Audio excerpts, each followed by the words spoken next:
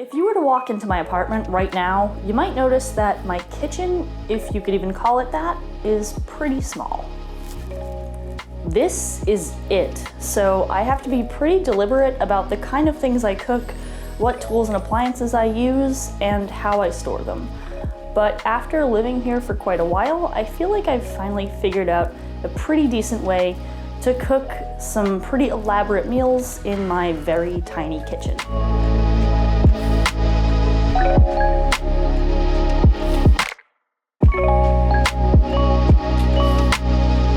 So at the bare minimum in a kitchen like this, I think it makes sense to start out with these few basic things. I have one large stock pot, 3 differently sized strainers, 1 small saucepan, 1 small frying pan, and 1 cast iron pan. I only have 1 large mixing bowl because that's all I really have space for. This cutting board is 10 inches by 10 inches because it had to be just small enough to fit in that cabinet up there. I also use board oil and cream about once every 2 months to keep the board in good shape. This is a magnetic knife strip on which I've chosen to put some tongs, my offset spatulas, my very old shitty IKEA knives, and my 2 expensive good knives. And although these knives are probably some of the most important tools I have, there are some smaller, more specific tools in this bin here. Now, generally I bow to my Lord and Savior, Alton Brown, when he says he won't have any unitaskers in this household. But this was my one exception. Not only was it my grandmother's, but I eat a lot of garlic, so it'll be put to good use.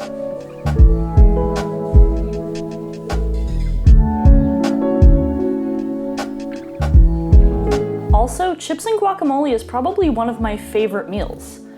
Yes, meals. I said what I said. But clearly there's more than just a garlic press in there. Here are some of the other smaller tools that I keep in this bin for easy access. These are all smaller, more common tools that I use, and ones that I put careful thought into buying because my space is so limited. But once I started to get more ambitious, I got a few larger tools and appliances, like this thing, which allowed me to experiment with a lot more recipes. So this is a sous vide, which is probably my most impulsive kitchen appliance purchase.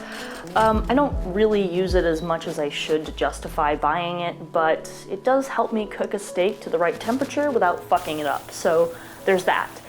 And I guess if I really wanted to, I could temper chocolate with it. Not sure why I would do that, but I could.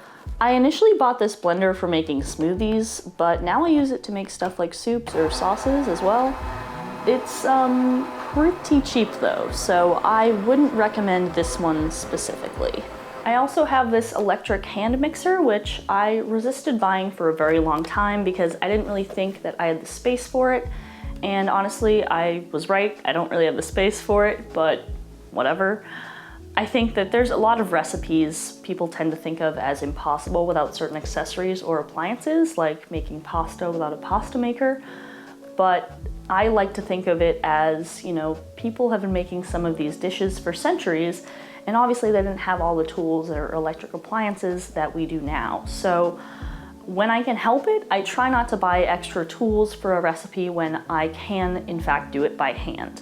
That said, I actually bought this mixer because of Bon Appetit's baking school series featuring my pastry queen, the long-suffering recreator of many processed snack food, Claire Saffitz. One of the cakes featured in the series requires this method called reverse creaming, which basically means that you need an electric mixer. So, like the good little Bon Appetit obsessed idiot that I am, I bought this. I also have one 8-inch pan, which I bought because I was making that cake way too much and wasting money on disposable tins from the supermarket. And yes, that does mean I have to bake all 3 layers separately, and the cake takes around 4 hours total to make. I suffer for my art, just like Claire Saffitz. And lastly, I have this tiny, cute little sheet pan. I think I got it from IKEA, but it also might have come with a toaster oven. I cannot remember. But speaking of the toaster oven, let's talk about that, because that's usually the number one thing that people are surprised to learn when I bring in an elaborate cake to work. I tell them it was made in a toaster oven, and they lose their fucking minds. So I got this toaster oven about 2 years ago following an unfortunate incident involving pigs in a blanket. So since after that my $20 toaster oven was totaled, I sprang for a slightly more expensive one. I think this was about $60, and honestly, I love it. It has served me so well, and it does nearly everything that a regular oven can do. I've done everything from roasting Brussels sprouts to making focaccia in this oven, and luckily I haven't destroyed it yet. I usually store it on top of the cabinets, and if I'm feeling lazy, I will just take the step stool and throw whatever I need to in the oven while keeping it up there. But for heavier things or stuff that I need to keep a closer eye on, I will then take the toaster oven down and place it on the floor. Glamorous, I know. I also really wanted to talk about my apron. I love this thing. This apron is basically just me really wanting to be Molly Baz from Bon Appetit, but whatever. The point is, I think that anyone who does any sort of cooking or cleaning inside their own home should own an apron. Not only is it useful for protecting your clothes, but I also love having more pockets and having something to constantly wipe my hands on.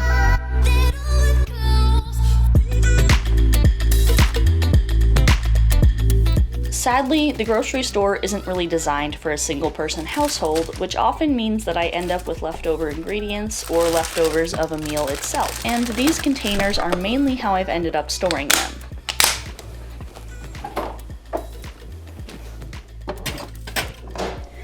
I basically prefer glass containers over anything else because I read that they don't retain smell, and they also don't really stain, which is something that I have always hated about cheap plastic Tupperware.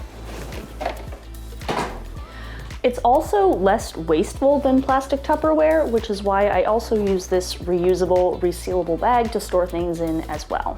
So when it comes to using leftover ingredients, things like that are very helpful.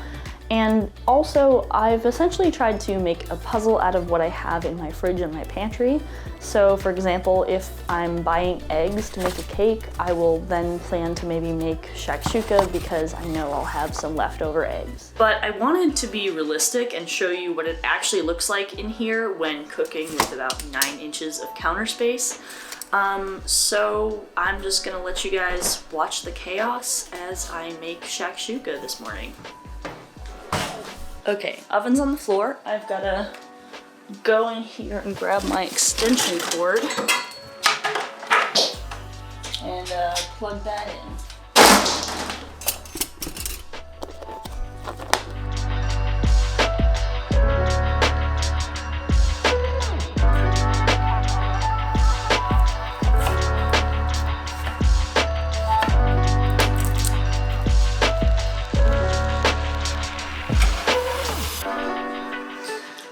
So I just chopped all of this, which is what I'm putting in the shakshuka, but now I have to clear this counter off so I can actually use my stove.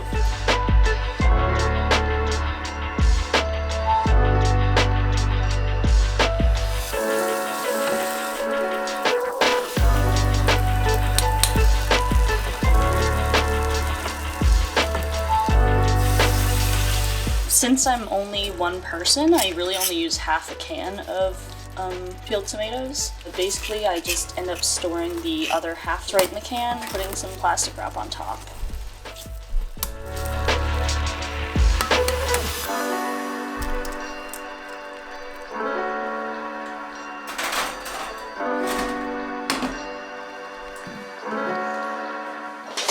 So while that's happening, I'm gonna cut up some bread and then put that in the toaster oven once the shakshuka is done.